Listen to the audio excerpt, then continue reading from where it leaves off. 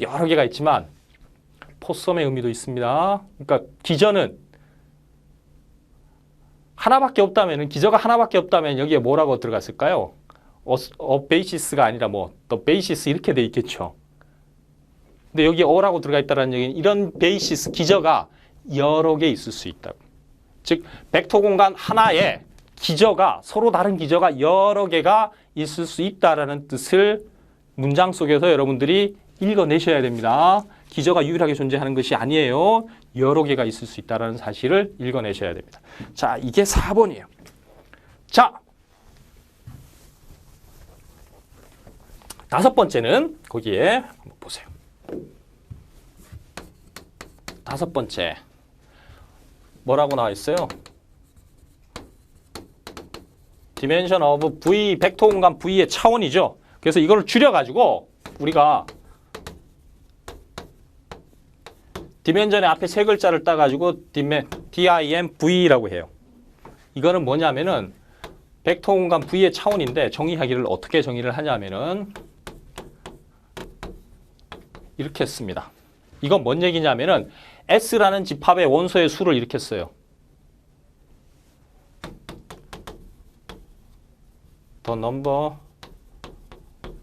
of all 원소의 수라고.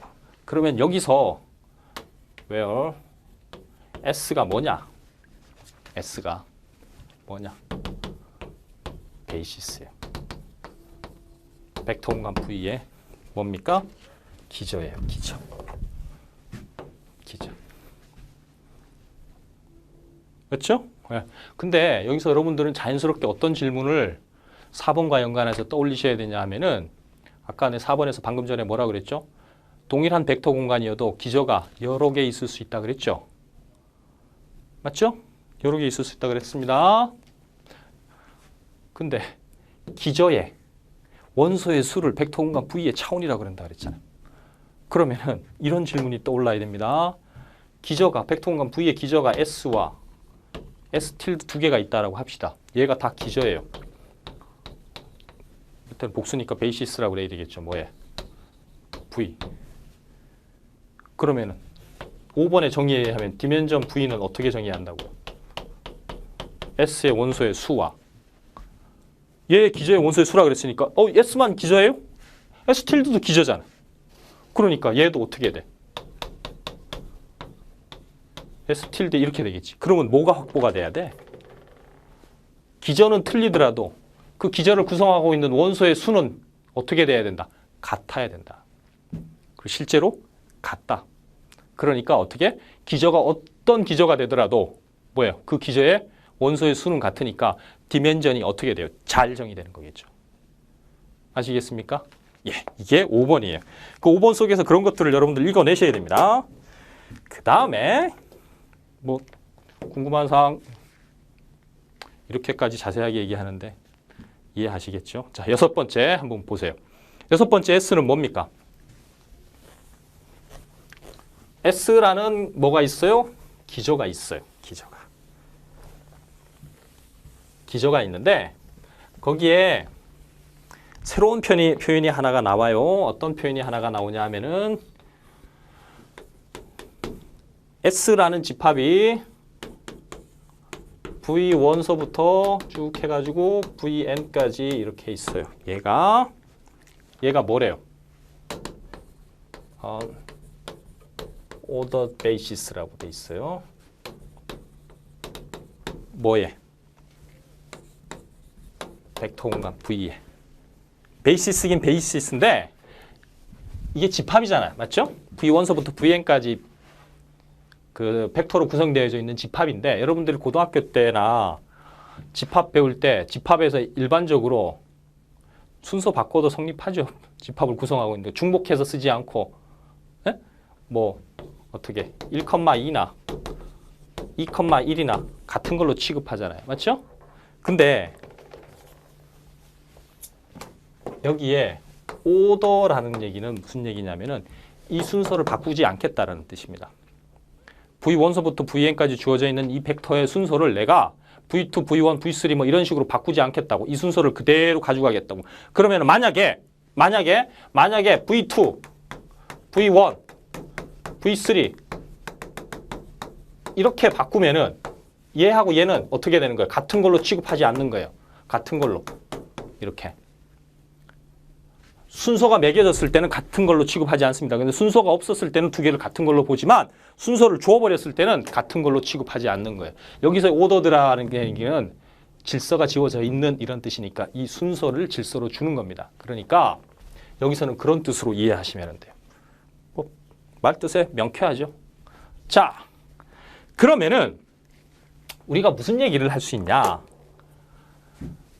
V라는 임의의 벡터를 벡터 공간에서 하나 뽑아요. 얘가 뭐예요? 기저죠. 기저니까 자연스럽게 뭘 해야 돼요? 이 벡터 가지고 이 벡터를 1차 결합으로 표현할 수 있어야 됩니다. 맞죠? 그 베이시스의 두 번째 정의였습니다. 두 번째 성질이었어요. 그러니까 자연스럽게 뭐가 존재해요? V라는 벡터가 이렇게 쓸까요? C1이라고 씁시다. C1, V1, C2, V2, Cn, Vn인 뭐가 존재해요?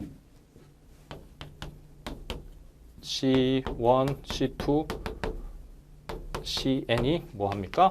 존재하는데 몇 개 존재할까요? 몇 개? only one 하나 존재합니다. 하나 존재. 그렇죠? 그러면은 어떻게 하는 거예요? 요거를 요게 앞에 있는 여기 개수 있죠? 요거 스칼라만 그대로 싹 드러내요. 순서 흐트리지 않고 그대로 이렇게 드러내요. 그러면 C1, C2 쭉 해가지고 Cn 얘들을 우리가 뭐라 그러냐면은 코디네이터라 그래요.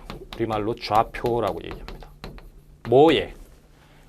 V라는 벡터의 좌표가 되는 거예요. 어떤 거의 기저를 바탕으로 둬서 S라는 순수 집합을 S라는 순서 기저에 의해서 형성되어지는 좌표라고 두는 겁니다. 그러면은 얘를 여기다가 딱 가로를 이렇게 쳐버려요. 이렇게 Cn 하면은 얘는 뭐가 돼요? 코디네이트 벡터가 돼요. 좌표 벡터라고 얘기를 합니다. 좌표 벡터. 여기에 뭐 이 좌표 밑에다가 벡터라고 쓰면 되겠죠? 그러면은 이렇게 쓸 수 있겠죠. C1서부터 밑으로 이렇게 얘를 그대로 전치 행렬한 겁니다. 그럼 얘는 뭐라고 그래요? 코디네이트 매트릭스라고 해요. 그래서 얘를 우리가 뭐라고 쓰는 거예요?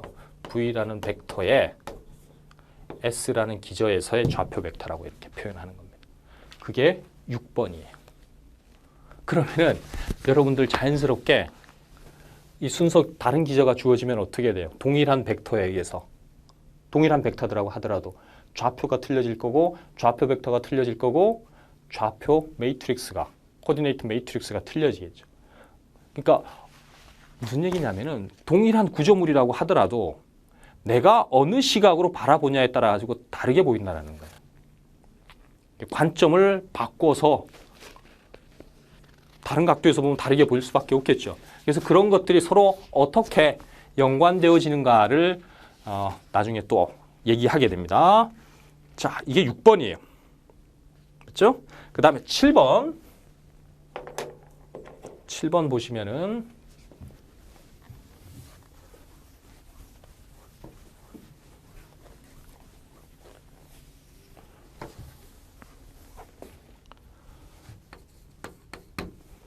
7번 문제가 뭐나요?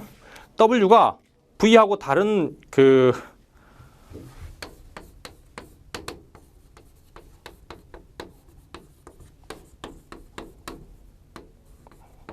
다른 벡터 스페이스래요. 그래서 거기에 뭐라는 용어가 나오냐면